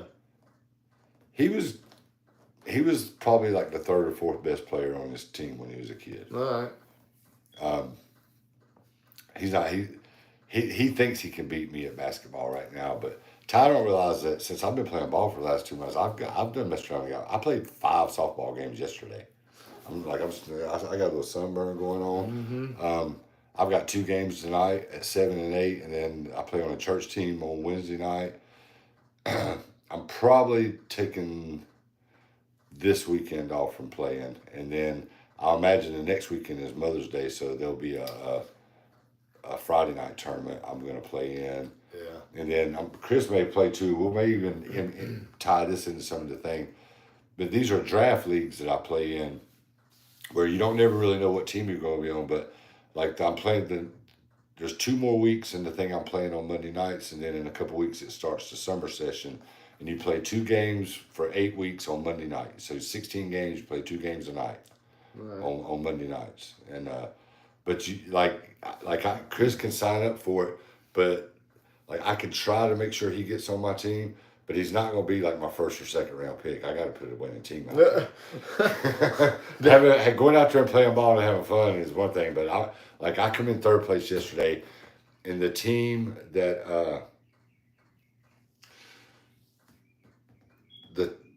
I think we had no, did we beat them? The team we got shafted, and they won, and the team that beat us, they ended up winning it. Oh, all right, well, man, bro, we had 2 ridiculously in the top of the 7th and the bottom of the 7th. We had 2 just atrocious calls that cost us the game. It is what it is, but them 2 calls cost us. They took a run or 2 away from us. And they give them a run or 2. Is that the same game whenever you were playing catcher and you let the ball go by and got the umpire in the balls? No, I did that in church league. So, I don't like our church team is like we have a bunch of young guys that baseball players are so good on. We're so good on defense. I have no problem. I usually play first base or. Like sometimes I might play an outfield some. I used to always play an outfield, but I'm really good on first base. But I don't mind catching for that team. Well, there's an umpire down there, and he man, it's been like 10. Like last time I played ball like 10 or 11 years ago, he was umpiring. It was church league, and he called me out on a pitch that was like, man, the damn catcher almost like had to dive out to get the ball. It was like 2 feet outside. There was no way if I'd have had a pool stick, I couldn't have made contact with that ball. It was so far away from me. And he called it a strike. And I was like, bro, what are you looking at, man? I was like, are you kidding? He's like, I'm strike. And like my friend or it was a friend of mine that was pitching, like we ended up almost probably getting into a fight over it because he was kind of a smart ass about it. Yeah. Like, oh, you got to swing? I was like, how the hell can I swing at that? I was like, it's impossible. Yeah. And like we kind of had words, and I ended up like luckily he caught it. Man, I hit one back at him, and he was a really good defensive. He caught it right here. Like I'm telling you, I hit a BB at him. He caught it right in front of his face, and it would have been bad if it would hit him. And I hit it on purpose. I was hitting it back at him on purpose. Yeah. Yeah. That's kind of it was competitively. Yeah. But so anyway, that umpire, he still umpires down there during the week. Damn.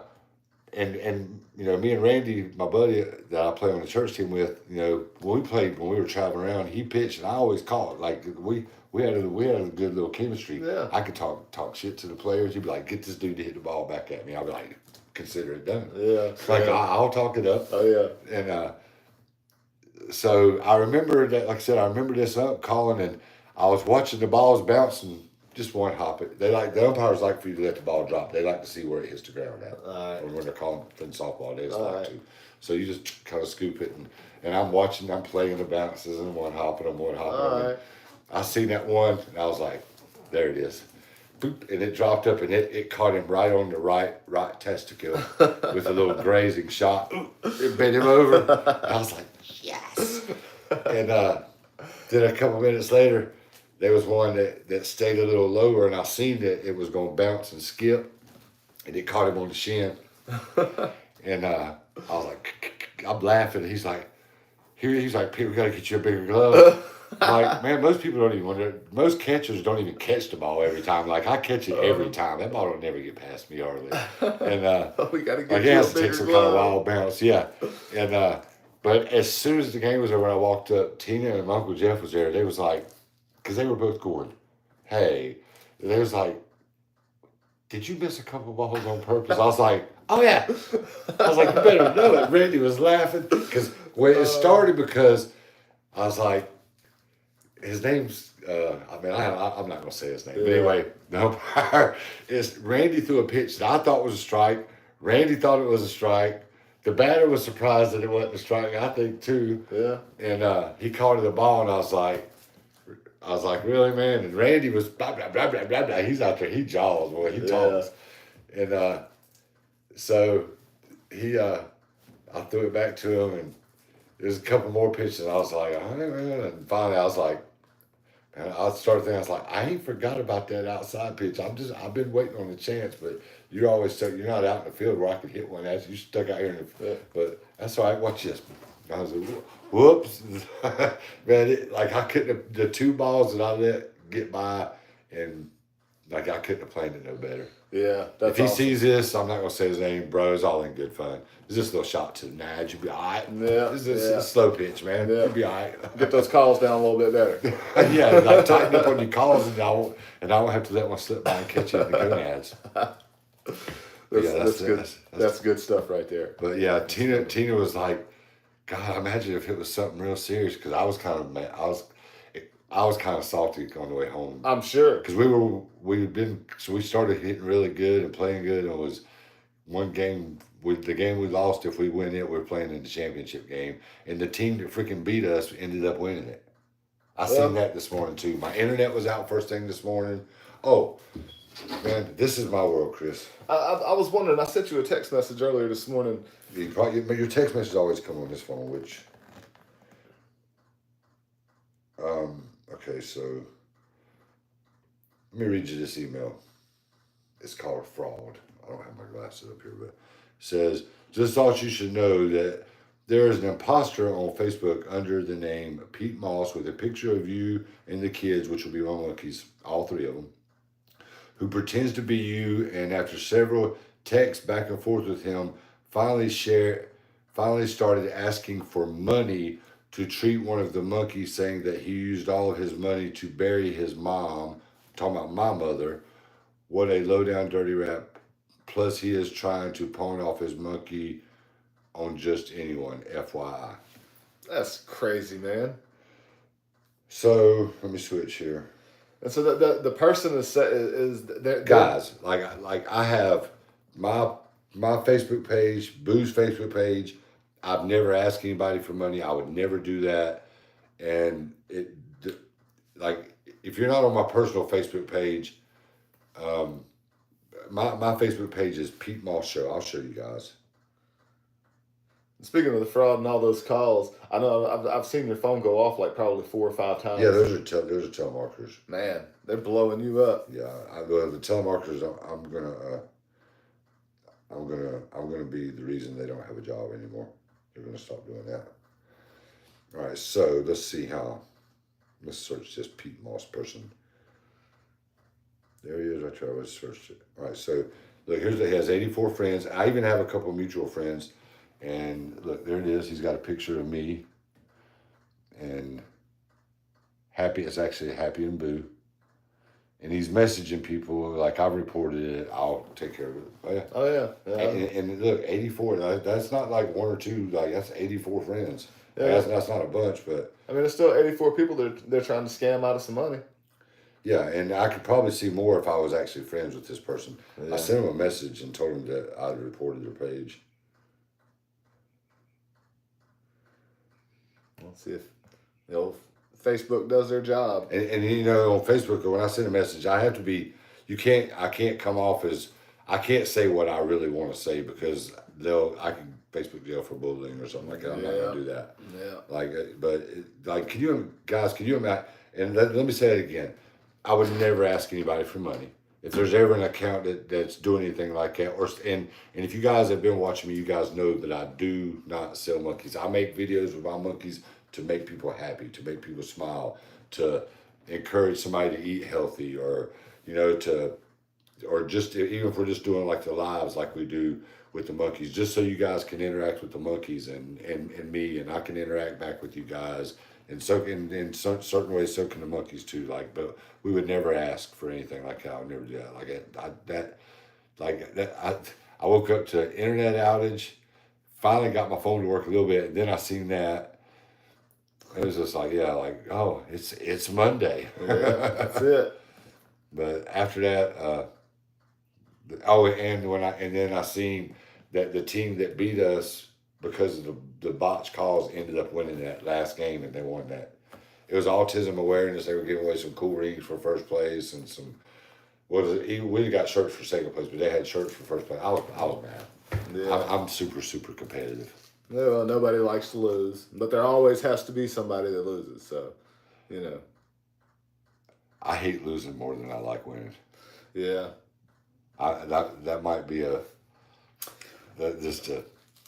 if the shady calls wouldn't have got happened there from the ump, maybe you guys would have got it. Y'all were coming back, wasn't you? Wasn't the other team ahead? Well, we had to lead most of the game. It was real close. It was kind of back and forth, actually. And, man, there was actually a couple innings, another inning. Man, I don't know. It seemed almost personal for some reason. Yeah. It was like, I was like, damn, man. Really? Yeah. Just you're taking the game away from it. We're this shouldn't be like this. This is not fair. Well, yeah. Get some redemption tonight. Oh yeah, for sure. Go out there and slam one out. Hold deal. Well, that's over with. That's just a 1 day thing. That's over with. Yeah. But yeah, when like I said, when I looked and seen that they went on and the team that beat us, they won that next game and won it. It's like, man, that could have been us. It's not cool. It's not cool at all. Yeah. But it was still fun. Yeah. 2 games tonight. Actually, we have a group message going on with our team. I don't know what they're talking about in here. Yeah, you should be good to go today, man. No rain. Oh, we're on field 2 and then field 4, so we're batting first tonight. You feel like you get the advantage whenever you get to bat first? Like your team? I mean, most of the time you're going to be a home team, so you get the last at bat. But when we played and traveled and stuff, there was a lot of teams that would try to, because they knew we wanted to bat first. Oh, yeah. They try to get that. You know why we wanted to bat first? Because we didn't come down there. I mean, we played. Our defense was ridiculous. Man, we come to hit. Yeah. We're going to drop 15 on you in the first inning. What's up? I mean, does it get to a point where once you're so far ahead, will they call the game? 20 after 3. after 3 innings is 20 run. Mercy rule after 3, 15 after 4, and either 10 or 12 after 5. Okay, all right. I mean, that makes sense. I don't agree with a lot of There those was there was a softball team rules. one time. It was pretty cool. They'd never beaten us before, and for the first 3 or 4 innings, we wasn't scoring like we usually did because we'd bat first and bat around on you in the first inning. Yeah. Like the third and fourth batter in the lineup would easily bat 2 times in the first inning. We bat around. Like that's why we were. That's why whenever you flipping a coin for a home team, we'd be like we'll hit first. Yeah. Yeah. Like Trying we to was kill but it. so this team they were from South Carolina. It was actually a pretty decent team, but we were good, and they'd never beaten us before, and it was the bottom of the 5th inning, and they were hitting first, and we come up to bat in the bottom of the 5th, and we were down by like 16 or 17 runs. So we had to score. We had to get it inside of 12 runs, or the game was over with. Yeah. And we started hitting. We got a hit, base hit, double, another double. Oh, here's one to the fence. Somebody got a triple, another single, another single. Next thing you know, they're only up by like 9. We're inside the 12. We're definitely playing another inning. Yeah. Well, couple more hits, couple more hits, couple more hits. And those runners just coming in. We're only down by 4. Yeah, I was gonna say the runners are just coming in. Still ain't no outs. God dang, man. So somebody gets on, hits one in the gap, clears the bases. Oh, we're up by 1. Still no outs. Another hit, boom, another hit, another hit, another hit. With no outs, we had to have, I think, 6 to keep the game going. Either 5 or 6, or the game, if we didn't score 5 or 6, the game was over. Yeah. So we did that. Then we closed that 12-point mercy rule out. Yeah. And then we went up by 12 runs. So we scored like 29 runs. Yeah, so like 20-something points, Yeah, man. 29 runs. Dang, man. And we didn't make an out. In 1 inning. Without making an out. Like they had so, us. So then they were y'all so came pumped. and won. They were going to beat us. They had us beat. They had never beaten us before. They was like, we just got to just get 3. We know they're going to hit. Just everybody make a play. And it's like, and we were up there like, man, this is some bull crap. Like, don't nobody make it out. And I was like, we're going. They're going to have to beat. Because at first we initially was like, oh, we're going to get these runs back. We this game is not over with. Yeah. And we just got started hitting, and all of a sudden it was like, oh, we're going to tie this thing back up. And then the next thing you know, it was like, you know what? We're going to end this. Everybody keep hitting. Man. And we because we played them like about 3 weeks later. We were playing them down in Rock Hill at a big tournament down there. We were playing them on Saturday, and we got to bat first, and because I remember I was on first base, and the dude that was playing, I got a hit, and the dude that was on first base was like, we're gonna roll this double play. And I was like, they still hadn't got us out that game. It was like 6 or 7 batter. We were still getting hits. Man, y'all just and I was like, y'all ain't getting us out. I was like, do you know if we were down there in Gaffney or wherever we was at? I was like, do you know we would still be hitting? You know y'all never got an out on us that either. We dropped 29 runs on y'all. Y'all still ain't got no outs. Yeah, we're killing y'all. Like we like in the last 36 at bats, we 36 for 36 on y'all. Dang, man. That's crazy, dude. Like I said, I played with them. We had a really good team. But yeah, that somebody was asking about the live yesterday. That we live streamed one of the games yesterday, and they was asking if it was co-ed. It's not, but there's like 2 girls on each team. But I think that team that won it only had 1 girl on it. Like maybe that's all that they had, just a few in there. Well, I don't know. I wish they would just keep it all. That's one thing I do like about Monday nights and church ball. It's all guys. Yeah. Yeah. Well, you know. That's all right, though. You know, those tournaments that you're playing in, that's only one day. You know, you're just trying to go in there. They're draft tournaments, so you don't even really know what team you're going to be on. Yeah. And the guy tried to show me his algorithm that he uses to pick the players. It ain't got nothing to do with skill level or anything. It's weird. Yeah. It's like what you like on Facebook and social media and stuff. It's like, all right. What's that got to do with anything?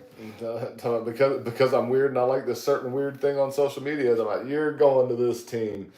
I think they're going to like you. Yeah. It's kind of weird. It's just, I thought it was.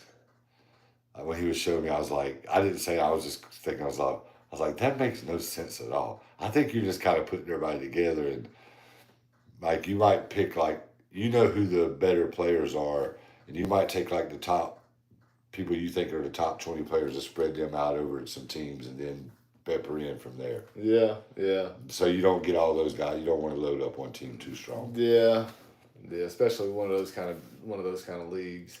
Yeah. I mean, it would just be completely unfair for one team to get all the good players that because that it's like a whole little group of y'all, and I imagine that these different tournaments they probably have a lot of the same people that are Yeah, showing like up. a couple of people that I'm playing with tonight, I played against yesterday. Yeah, yeah. See, that's what I figure. It's a certain group of you that's out there playing, so you can't have that shit where one team or two teams has all the best players. You got to spread them out.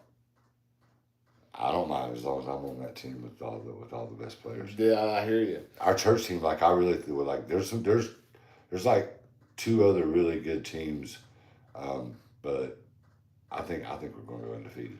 I really do. Heck yeah, and that'd be Like, awesome. That would like we got a good team. We got good. I'm trying to. Me and Randy, we're gonna try to get them to go play a weekend tournament with that team. Yeah. And go in the Mucky Boo Crew. Heck yeah, that'd be awesome. Yeah. Like I mean, I would like. I'm telling you, them young guys. We got a bunch of young guys. None of them even play softball. They're all a bunch of young baseball players. Yeah, they're just trying to. But they've been playing for the church for like 2 or 3 years now. Because they've been winning for 2 or 3 years and now. Like I didn't just join up to a team that, like they were already winning. Oh yeah. I was like, Might me. as well. That'd be like being a free agent and going to the Chiefs or the Eagles right now. Like, you're gonna play for a Super Bowl this year, right? That's right. So like yeah, I was like, yeah, I'm good. Count me in. But I like that team. I like playing with a good group of guys. Yeah. For sure.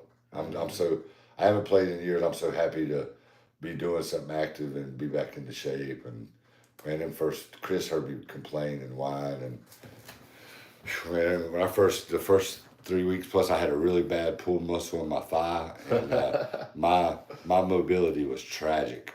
It was extremely tragic. I was not doing all that well. Yeah, we'll have to share. We'll have to share your first base hit run. Oh gosh. That's quite comical. He had a good hit. Well, I'll give him that. The hit was nice. That run the first. Let's see. Yeah, you just made it the first. You could have made it the second. You had enough time to make it the second, anyways. But your leg. I hit it so good. I walked to second base more or less. Like if you want to call it, it looked like an injured Olympic walker. Like those people that walk, and they have the walking in the Olympics, don't they? Like where they walk, like you can't run, but you just walk. Oh yeah. It's kind of like that. If they had like a pulled muscle in their leg or something, that's kind of what it looked like. That'd be funny. You're doing a speed walking. But I'm not lightning fast, but like I've scored from first base on a double like in the last couple of weeks more than once. Yeah. Where I went all the way around the bases. I hate that. And sometimes, like some of the balls I've hit, as soon as I hit it, it's like, oh man, I'm gonna have to. I know I'm gonna have to run more than first. But I did have a guy, man, there's runners on second and third yesterday. Wow. Some dude, man, the shortstop made freaking Ozzie Smith dive and play on me, and I actually would have beat it out. But when I hit it, because man, I hit that hole between short and third, I can hit it right through there. Yeah. And I hit that ball on the button. And it was between short and third, and like I was almost like doing a little bat flip and just kind of taking a light because it's screaming to the left fielder, you're not going to get to second base, but them runners should come around and score. Yeah. And man, that damn shortstop laid out and dove, and like I said, I was about 3 steps from base. I was just in a little trot to first base and just wait on the next batter. And I was like. He freaking good. I started running. He threw me out. I was like, I can't believe that dude caught that ball. He got lucky. Man, next time, you know what I did to him next at bat? Because that field's got a really deep infield. So where he was playing at, I was like, all right. I was like, we'll see about that. How you like this? So I didn't hit one hard at him. Like I just kind of beep. Yeah. And man, I got him. And he caught a couple like that. He didn't catch mine. I hit it just far enough out of reach where it got him all turned around. And it dropped it right in on him, like Heck on yeah. purpose. Like, Yeah. So you got your base hit back. I told her, I said, man, I said, you probably should have caught that one, but I said, you owed me that one. I was like, because that other one, I was like, I couldn't believe you made a play on that ball. Yeah. I was like, if I'd known you was gonna make a play, I was like, you wouldn't have threw me out. I was like, because he literally laid all the way out. Dang, and he had a good arm, yeah. That's all right though. I ain't never seen him before. He was pretty good. Yeah. Well, I said you go out there tonight, knock one out, get one out the park. Maybe. We'll see how it goes. Yeah. If one goes out, if I got a video, it'll get posted like almost immediately. We have a few people that's been popping in and out. Well, we're actually recording this live, but it'll be posted on. I don't know if it were anything from this one particularly. We'll go on a TikTok page, but we'll set it up. I'll have it all set up. And Chris, well, he needs to set him up a TikTok page also. Yeah. I think you have the face. Yeah, so he has his Facebook page, JCB Guitar Repair. I'll have to I can put that stuff in the description too. Yeah. After we're done, because it'll be able to stay on YouTube. I'll download it. I'll post this on Facebook also, so you guys can always check it out. Like I said, we got our friend Barry coming over. He's a professional poker dealer. Not coming over. He's going to be on video with us. There's a couple other people that do some comedy. I'm gonna reach out to try to get them to come on and talk to us. But we'll do these on Monday and Friday. They won't always be live streamed like this. Sometimes we'll just record them. I'm probably gonna have my son Ty come over and do one with us sometime. We got a couple of skits. I'm not gonna tell you guys what they are, but they're gonna be funny. Yeah. But we're gonna do some skits every now and then too. And who knows? Like we may decide to do a fishing trip, and instead of doing this, we'll just film highlights of a fishing trip. Yep. Now I want to do some music reviews on some new stuff to see what we think, because I know you don't listen to anything new, No. and I don't either. So doing some reviews on some new stuff probably be pretty cool. Yeah, we're definitely gonna do a lot of stuff with music. We'll definitely have fun with that. Chris is a musician, and I pretty much know everything there is to know about music. If we can get enough people watching, maybe we can bring the guitar up here and take a rap song and get Pete to sing it in country style. Oh, we can do that. Yeah. Yeah. Oh no, like what I think I said on Facebook. If we do $1,000 in gifts, like I'll let somebody request a song. Chris can play it acoustic, and I will sing that. I will sing it like I'm serious, like I mean it. It might be terrible. It might be really good, but it's gonna be great. It's gonna be great. Like, if it's good, like I'm sorry that I'm happy, but the money is just an insurance policy in case I humiliate myself. Which is going to happen. Nah, man. Oh yeah. Sitting here, you've got a good talk voice. I would be excited to hear your your singing voice. Man, I could do like Bob Seger or somebody like that. All right. I'm good for it. I'll do it. I could do like Chris Cornell. Nah. Oh nah, man. that dude, like that's the singer from Audio Slave and Soundgarden. Yeah, that dude can really sing. Yeah, he can. Don't try to sing a Chris Cornell song; it'll make you look bad. That's like trying to do an Axl Rose, because Axl Rose can his notes, he can go so high and so low. His range, I guess you'd call it, is out of control. Yeah, it was. He was known to have a like you'll throw if you try to sing like Axl Rose, you will throw your voice out. You'll be like, But yeah, this has been pretty cool. If you guys like want to know more about Chris, I can have him do a 15-minute biography video about himself. Look, here we have a telemarketer. Let's answer this one. Oh, get him. Hello. Hello. Hi, this is James. I'm calling you with American Senior Benefits. How you doing today? I'm doing great. Well, the purpose of my call is to inform you that the state has recently approved a new final expense whole life insurance. What it does, it is going to cover 100% cost of your funerals, burials, or cremation expenses. And it will also give you an option to leave some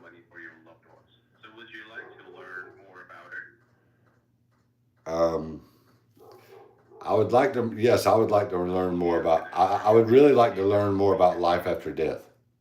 Huh? I beg your pardon. Can you please repeat that? I'm curious, if I do the cremation or like this final expense stuff, what happens to me after I'm gone? Where do we go? Great. I'm just gonna quickly connect you with a product specialist right away. Please hold on. A product specialist. Thank you so much for holding on. This is Mark from Senior Financial Solutions. How are you doing today? I'm doing great. What is your name, Mark? My name is Mark. Oh, okay. All right. Now, the reason we are calling you today is in reference to your end-of-life financial planning. We wanted to update you regarding brand new state-regulated final expense whole life insurance plan that are designed to cover 100% cost of your burial, funeral, and cremation expenses. These plans are designed for the people with fixed income, social security, or disability income. I will have a few questions to ensure that you are qualified for a plan that fits your needs. Then I will let you talk to the product specialist who is going to provide with no obligation quotes. So for a qualifying reason, how Yeah. old are Now, you? who's the specialist I need to speak to? So my product specialist. I thought that Oh, was the them. product specialist. That's what the other guy said. He said that's what you were. Yeah, no, sir. I verify a couple of things from you. So you are perfectly qualified for the plan. So then I will bring my product specialist on call. He will further guide you about your discount prices Okay. and benefits of final Hell yeah, let's do this. I need to get signed up. Okay. So how old are you? I am 40 years old. What's your date of birth? March 6th. Yeah.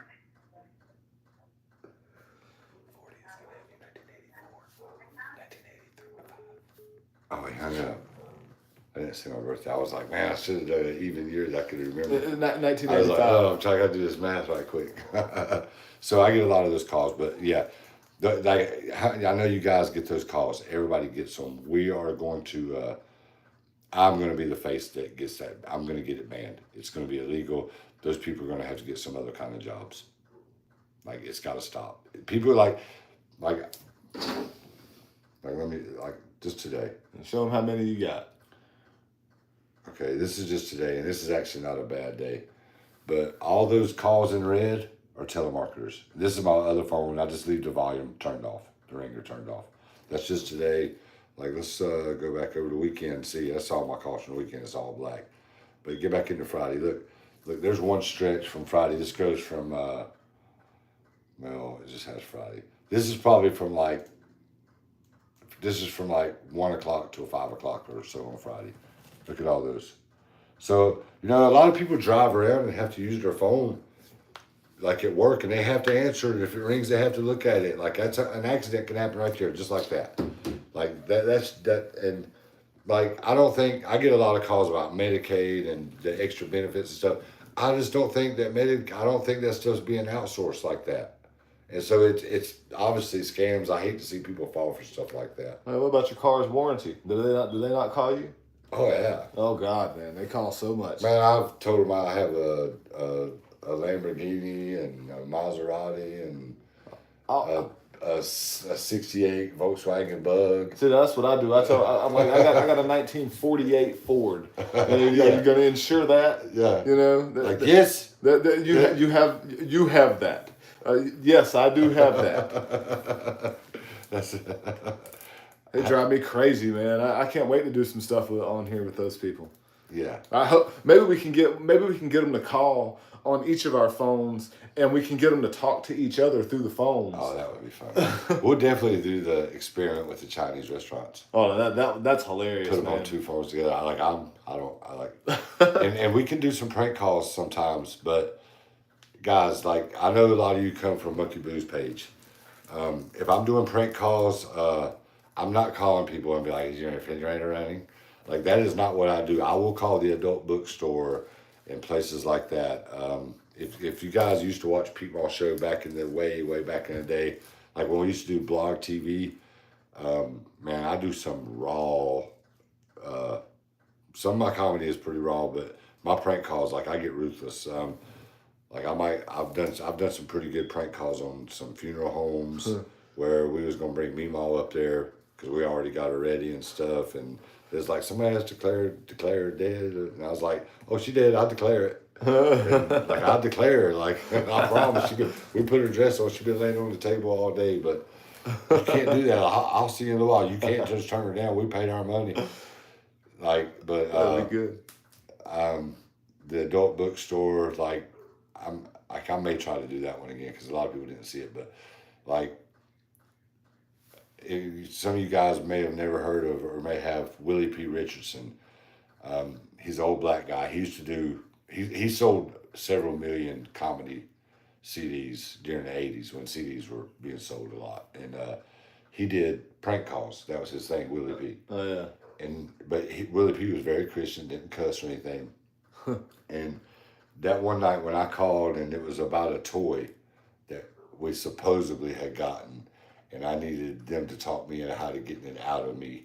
And they're like, you need to go to the emergency room. And I was like, no, can't do it. I'll lose my job. And I kept that dude on the phone for like 20 minutes. And it was after it was over, I was like, oh, thank God. I did it. We got it out. Oh, God. And then I called him back the next week and told him that I did actually kind of like it. I want to bring it back. But Willie P. and the guy that helped him write a lot of his stuff were watching that night. And he told him, he's like, Willie, he said, that white boy's funnier than you. And Willie P. told millions. He goes, that was the funniest prank call I've ever seen in my life. That's awesome. He said he kept that dude on the phone for 20 minutes. And he said, when that dude, the guy at the bookstore that sell the stuff like that, when he thought he helped me, he really genuinely thought he had done a good thing. Like he said, because I was like, man, I've been doing pod, I'll lose my job. Like I was like, I sounded so pained. Like, and the whole time I was sitting right there. Like I don't know, we probably couldn't put it on Facebook. Tina'd probably be mad at me, but you know, one time on Blog TV, I don't know if I got the idea from something I seen on Howard Stern or what, but like I had the girl call in and do turn the bass up and what did she did orgasm. Yeah. But like it was like I don't know if I'll go that far with it, but he was all boom, boom, boom, boom, boom. I remember when I the girl who actually did it, I said it's like I was like, you know, you could have acted. She's like, I was like, nah, man, that was real. I don't know. And she's like, I was literally sitting there painting my nails while I was doing that, and I'm going, could have fooled me. Yeah. Like, but like I said, that was like I don't think we can get away with that anymore on no platform. But yeah. That was on Blog TV. That was, but like I will push the boundaries. Sometimes we may go live on TikTok while we're doing these at the same time. I'll have another phone set up to do the TikTok lives on my TikTok page or on Chris's page sometimes too. And we do have to come up with a name for this. So if you guys have an idea, we've bounced around a couple things, but this is episode 1. This has been really cool, but we'll talk about sports. Yeah, you guys know I'm a Dolphins fan all the way. I've only ever pulled for one football team my entire life. Chris, you want to tell them who you're a fan of? Well, I right now I'm a Panthers fan, and I've been a Panthers fan for several years. But I was a Peyton Manning fan for years before that. I was with him at the Colts. I was with him at the Broncos, and when he retired, I got heartbroken because I couldn't watch my boy play anymore, which I think he's the best, and that's arguably, but I think he's the best. And then after he retired, it took me a few years, and then I decided to come on to the home team. I know we suck, but I love the Panthers. I cheer for us every game. Oh, Star's coming in. Here comes my doggy. Come on, baby. Star's coming in. She said, I got to be a part of this. Okay. And there's Peanut. Star said, I got a big dog. this is my pit bull, Star. Look, Star. Oh, okay. Go in there. Go, Star. Go. She's so excited. Star, hold on. Star. It's okay, baby. She's so excited. She's sliding. Now that I've got slobber all over both of my arms, that's probably a good time to end. Yeah, Chris clearly had a crush on Peyton Manning. Women follow players to another team. Like when Brady left the Patriots and went to the Bucks, a lot of women, like men are not supposed to follow other men, Chris. I'm gonna leave it at that. All right, we're going to hit off on that subject later, but Peyton uh, Manning is the best, and he's better than Tom Brady. Marino is better than Peyton Manning. Oh, God. Ask Joe Montana. All right, guys. Thanks for watching. Don't forget to follow me on PeteMossShow on Instagram, Facebook page PeteMossShow, and of course, you know all about my monkeys: Monkey Boo, Monkey Happy, Monkey Mila. Chris's Instagram and the Facebook is JCB Guitar Repair. I'll put that in the description after a while as we post this, and we will post this on the Facebook page. Episode 1 in the books. We're gonna have some cool people on with us too. Some fun subject types or something you want us to talk about. If you have questions for us. And I didn't tell you about the part. I'm marketing Chris as part of this as single, so single and ready to mingle or whatever. That's right. Like what did Chris do this weekend, this Monday on? Oh, man. Like you're hooking up with fans. It's going to be funny. We're going to have fun with this. All right, everybody. Everybody have a great week. I hope everybody has had a great Monday today. Mine was pretty good. Started off on the not so good, but we're doing good. This has been a fun episode. I don't know the name of it yet, but we're on PeteMossShow. It's a division of the PeteMossShow, whatever it is. So it's cool. We went for like almost an hour and 20 minutes. It's like 2 hours. Yeah. Right at the 2 hour mark. Cool. That's what we're going to do. All right, everybody have a great week, and we will see you on Friday. Leave some comments. Give us some feedback. We look for it. Thank you, guys. See ya.